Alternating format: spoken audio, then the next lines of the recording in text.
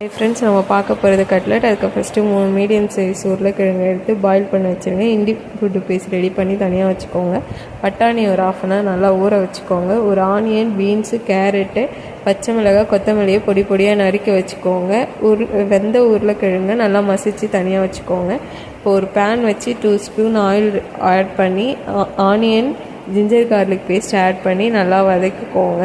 அதுலேயே green chilli add பண்ணிவிட்டு பஞ்சத்தூள், கரம் மசாலா, சில்லி பவுடர் எல்லாத்தையும் ஆட் பண்ணி பச்சை வாசனை போகிற வரையிலும் வதக்கிக்கோங்க. கேரட், பீன்ஸ், பச்சை பட்டாணி ஆட் பண்ணி வாட்டர் ஆட் பண்ணி நல்லா வேக விடுங்க. அதிலே சால்ட்டு, கொத்தமல்லி, பாயில்டு உருளைக்கிழங்கு சேர்த்து வச்சுக்கோங்க. நல்லா வெந்ததும் தனியாக எடுத்து வச்சுக்கோங்க. இப்போது 1 கப் மைதா, வாட்டர் ஆட் பண்ணி தனியாக எடுத்து வச்சுக்கோங்க. பேனில் ஆயில் விட்டு இப்போது சூடாகிற வரையிலும் வச்சுக்கோங்க. உருளைக்கிழங்கு கட்லெட் மாதிரி பண்ணி மைதாவில் டிப் பண்ணி அதை அப்படியே பிரெட் க்ரம்ஸ் போட்டு எண்ணெயில் போட்டு எடுத்தால் சூடான கட்லெட் ரெடி. லைக் பண்ணுங்கள், ஷேர் பண்ணுங்கள்.